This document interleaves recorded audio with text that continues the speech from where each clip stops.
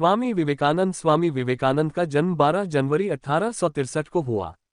उनका घर का नाम नरेंद्र दत्त था। उनके पिता विश्वनाथ दत्त पाश्चात्य सभ्यता में विश्वास रखते थे। वे अपने पुत्र नरेंद्र को भी अंग्रेजी पढ़ाकर पाश्चात्य सभ्यता के ढंग पर ही चलाना चाहते थे। नरेंद्र की बुद्धि बचपन से बड़ी तीव्र थी और परमात्मा को पाने की लालसा भी प्रबल थी।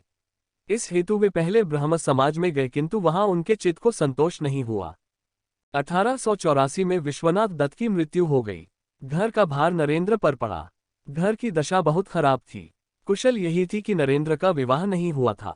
अत्यंत गरीबी में भी नरेंद्र बड़े अतिथि सेवी थे। स्वयं भूखे रहकर अतिथि को भोजन कराते, स्वयं बाहर वर्षा में रात भर भीगते चितुरते पड़े रहते और अतिथि को अपने बिस्तर पर सुला देते। रामकृष्ण परमहंस की प्रशंसा सुनकर नरेंद्र उनके पास पहले तो तर्क करने के विचार से ही गए थे, किंतु परमहंस जी ने देखते ही पहचान लिया कि ये तो वही शिष्य है जिसका उन्हें कई दिनों से इंतजार है।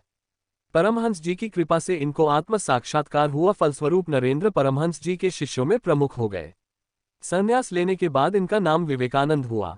स्वामी विवेकानंद अपना जीवन अपने गुरुदेव स्वामी रामकृष्ण परमहंस को समर्पित कर चुके थे। गुरुदेव के शरीर त्याग के दिनों में अपने घर और कुटुंब की नाजुक हालत की परवाह किए बिना, स्वयं के भोजन की परवाह किए बिना गुरु सेवा में सतत हाजिर रहे। गुरुदेव का शरीर अत्यंत रुग्ण हो गया था। कैंसर के कारण गले में से तूंद, रक्त, कफ आदि निकलता था। इन सब की सफाई वे खूब ध्यान से करते थे। एक बार किसी ने गुरुदेव की सेवा में घृणा और लापरवाही दिखाई तथा घृणा से नाक भौहें सिकुड़ी। यह देखकर विवेकानंद को गुस्सा आ गया। उस गुरु भाई को पाठ पढ़ाते हुए और गुरुदेव की प्रत्येक वस्तु के प्रति प्रेम दर्शाते हुए उनके बिस्तर के पास रक्त, कफ आदि से भरी थूकदानी उठाकर पूरी पी गए। गुरु के प्रति ऐसी अनन्य भक्ति और निष्ठा के प्रताप से ही वे अपने गुरु के शरीर और उनके दिव्यतम आदर्शों की उत्तम सेवा कर सके। गुरुदेव को वे समझ सके, स्वयं के अस्तित्व को गुरुदेव के स्वरूप में विलीन कर सके, समग्र विश्व में भारत के अमूल्य आध्यात्मिक खजाने की महक फैला सके। उनके इस महान व्यक्तित्व की नींव में थी ऐसी गुरु भक्ति, गुरु सेवा और गुरु के प्रति अनन्य निष्ठा।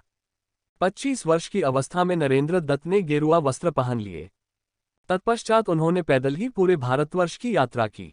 1893 में शिकागो, अमेरिका में विश्व धर्म परिषद हो रही थी। स्वामी विवेकानंद जी उसमें भारत के प्रतिनिधि के रूप से पहुंचे। यूरोप, अमेरिका के लोग उस समय पराधीन भारतवासियों को बहुत हीन दृष्टि से देखते थे। वहां लोगों ने बहुत प्रयत्न किया कि स्वामी विवेकानंद को सर्वधर्म परिषद में बोलने का समय ही न मिले। एक अमेरिकन प्रोफेसर के प्रयास से उन्हें थोड़ा समय मिला, किंतु उनके विचार सुनकर सभी विद्वान चकित हो गए। फिर तो अमेरिका में उनका बहुत स्वागत हुआ।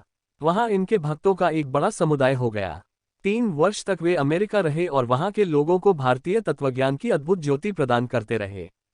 आध्यात्म विद्या और भारतीय दर्शन के बिना विश्व अनाथ हो जाएगा, यह स्वामी विवेकानंद जी का दृढ़ विश्वास था। अमेरिका में उन्होंने रामकृष्ण मिशन की अनेक शाखाएं स्थापित की। अनेक अमेरिकन विद्वानों ने उनका शिष्यत्व ग्रहण किया। वे सदा अपने को गरीबों का सेवक कहते थे।